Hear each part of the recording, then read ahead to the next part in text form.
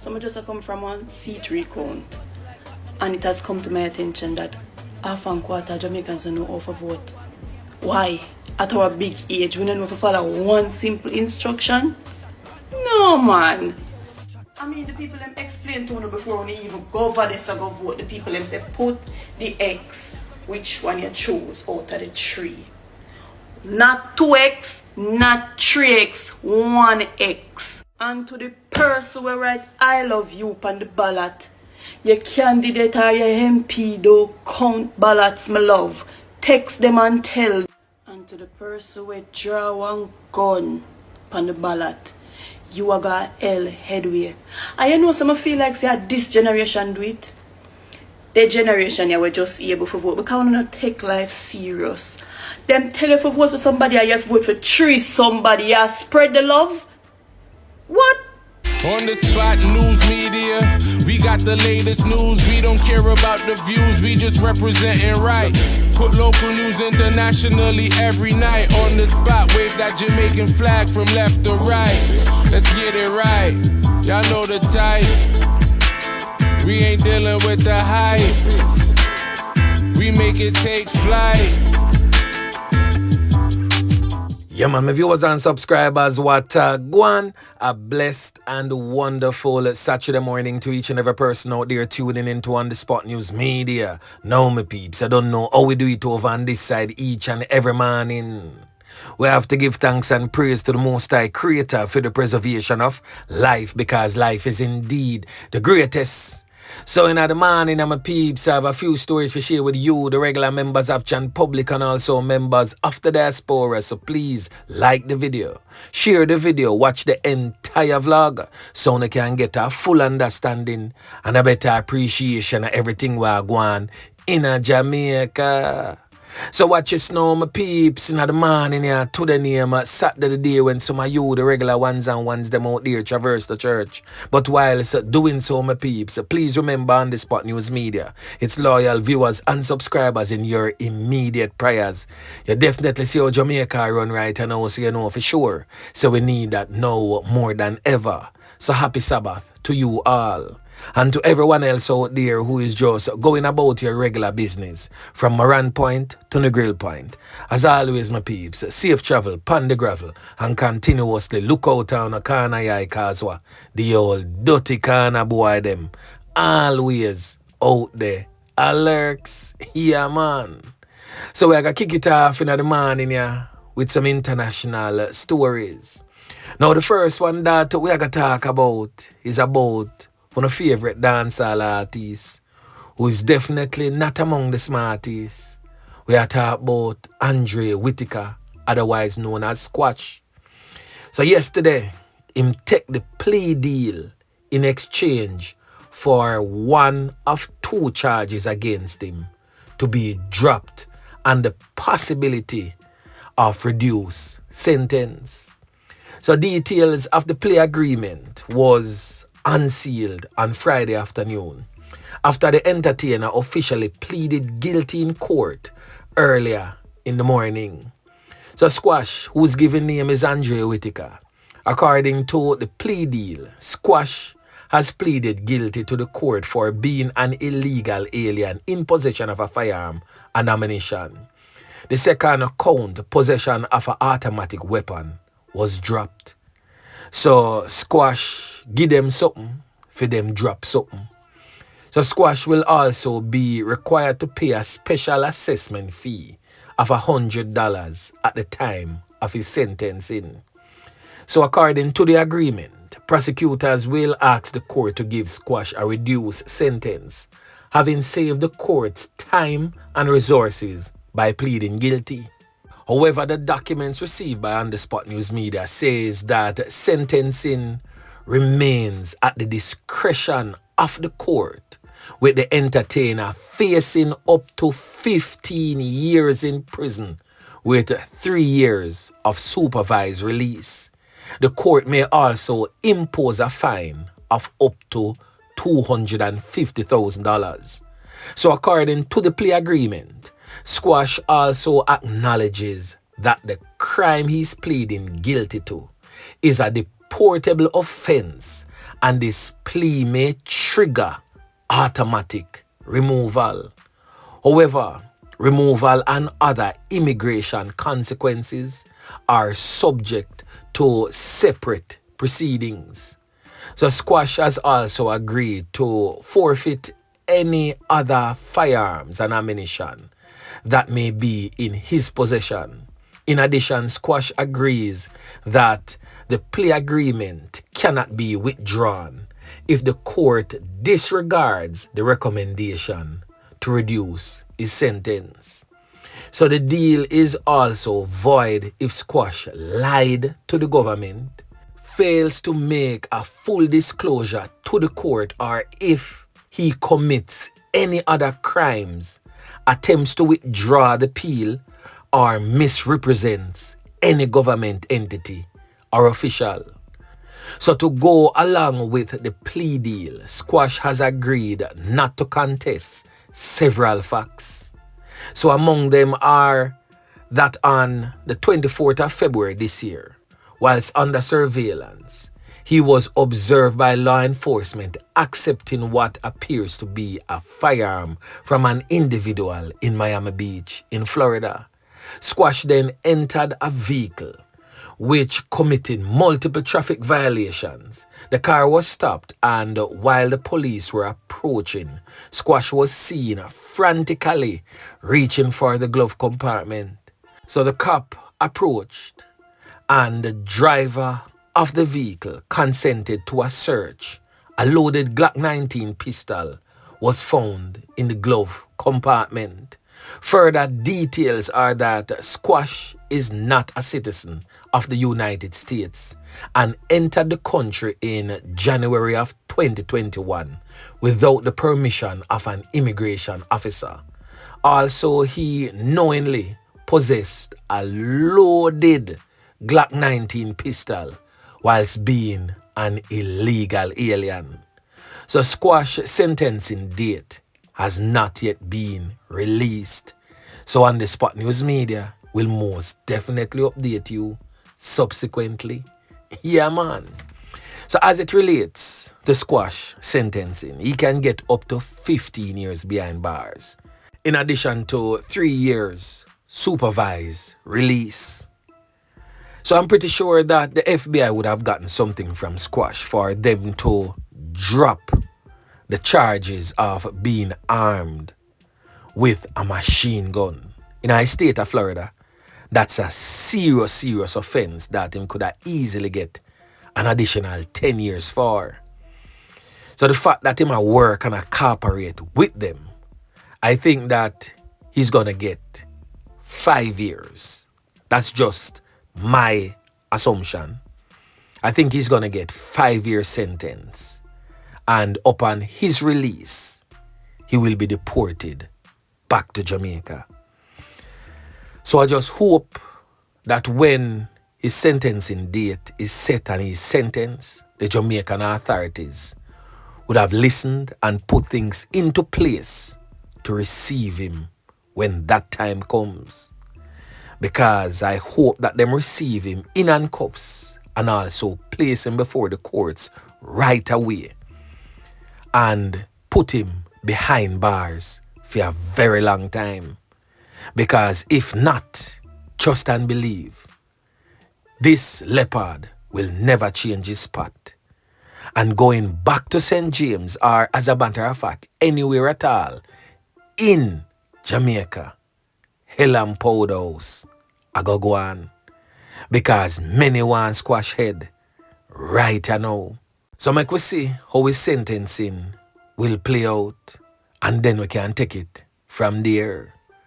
Now, the next thing that we're going to talk about, my peeps, is still in the United States of America, but this time in Boston. Now, a Jamaican national was sentenced yesterday in federal court in Boston for illegally re-entering the United States after deportation. Now, the Jamaican national in question is presently on your screen. She has since been identified as 53-year-old Tanya James. She was sentenced in a U.S. District Court to 6 months in prison.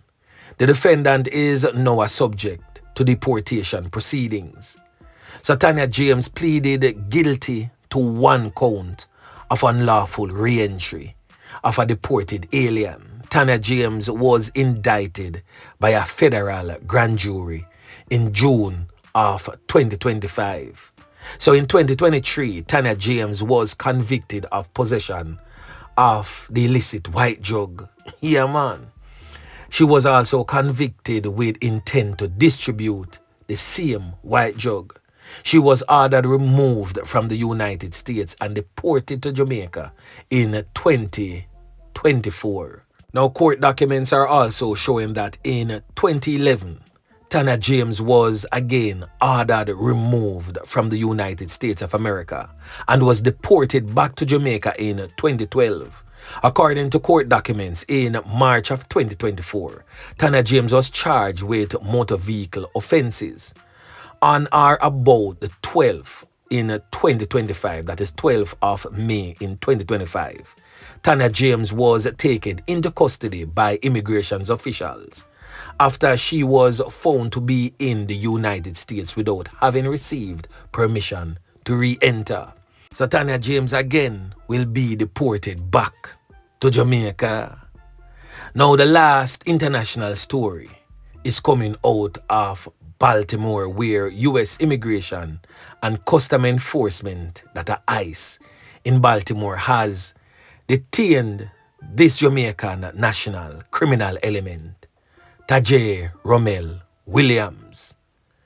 He is facing pending charges for a hold on and take, and also an assault for that said hold on and take offense. Official says that the criminal element, Tajay Williams, who is in the United States illegally, has a final order of removal and will remain in ICE custody. Yeah, man. So right there and then, another decent spot of work again by the American squad of them. Yeah, man. Now we're going to flick it back over there to local style. Now Indicom has made its report public. So the Independent Commission of Investigation, Indicom, says 214 have been taken out by members of the security forces since the start of the year. The commission says 97 of those fatalities occurred during what the police described as planned operations between January and July. For the month of September, 4 get slapped away. Yeah, man. So between January 2024 and July 2025, Indicom says 64 members of the security forces have been ruled for charge as a result of cases it investigated. As a result, more than 40 of those police personnel have been charged and placed before the court, with arrests pending in 23 cases. So Indicom as a boy, John Star, 214 is a record amount in the history of Jamaica. A whole heap that the police them dash away. Hence the reason why we have such a low fatal knockings and clappings rate. Because these criminals, these few criminals, are the ones committing the most crimes. Yeah, man. Now the next thing that we're going to talk about, my peeps, is coming out of the St. Andrews South Police Division in the Hunts Bay area. Right a bell rack there, so, in a Cockburn pen. A fatal knockings and clappings going over there. A brother known as Romario Bailey, otherwise known as Maro, said to be 27-year-old, and him always the outer 3 mile there, so, a wipe windscreen from people car. Come from round a bell rack, get for understand, said man them run him down and gun him down. Yeah, man. Now detectives attached to the Hunts Bay Police is presently investigating that one. Now in the neighboring St. Catherine South Police Division, right round a Bridgeport there, so right at Beverly Flat. A fatality go on round there. This little youth here, 15-year-old, get to understand say him go a Cumberland High School and resides in Beverly Flat in Newlands, Portmore. He was knifed up allegedly by a 14-year-old girl identified as Denisha. Yeah, man. Get to understand that they had a verbal turn physical altercation and she run him down and knife him up, leaving him lifeless. Now I told little pitney them that in my peeps.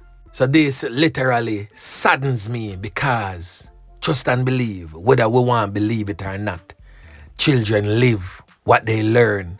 And this is a true reflection of our communities and society. As so the pitney them say, we as the grown-ups deal with dispute. As a man say, a man ready to bust off a man head. As you would have clearly heard in yesterday morning's vlog, where that little big old fool boy a defending man. Boy, me I tell him my peeps, the thing rough. Now, one life has been lost and another life is now wasted. 14-year-old and her life done. Boy, me I tell you, it rough. Now the next thing that we're gonna talk about, my peeps, is coming out of the Old Harbour area in the St. Catherine South Police Division. Right, a Bookfield, there's a housing scheme. Now, we get to understand, say, a knockings and clappings going down a terminal road. A brother known as Rowan end up get can up. Get to understand, says, a security.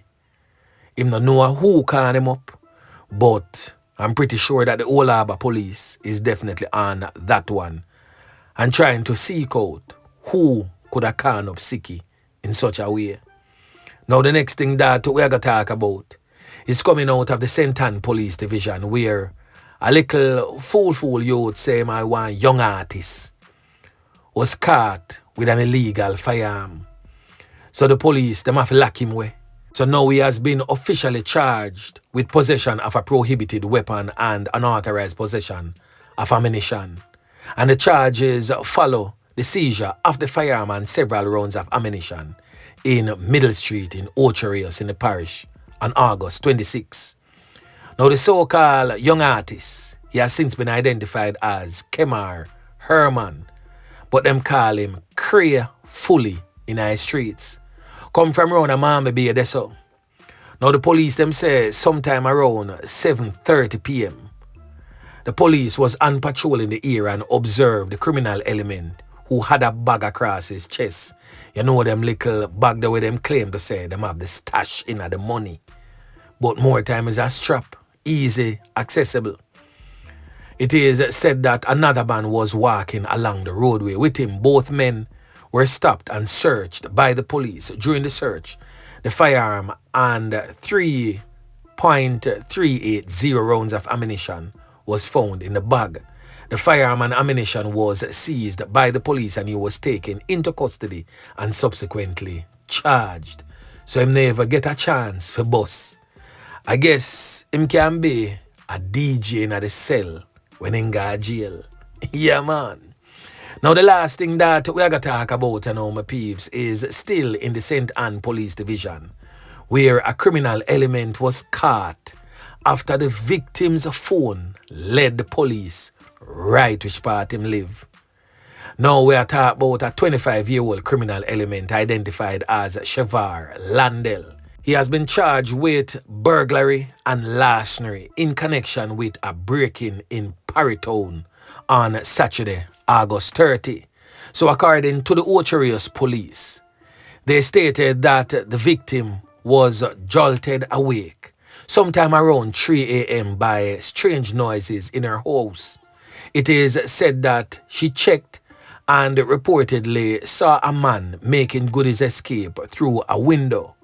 Moments later, she realized that her iPhone and Samsung Galaxy phone were missing, both valued at a whopping $250,000. The police were called. An investigation quickly took place and tracked the devices to the criminal element's residence. A search was carried out and both phones were allegedly found in his possession. The criminal element was arrested and later charged on Wednesday, September 3. His court date is presently being finalized. So right there and then, another decent spot of work again by the squad of them.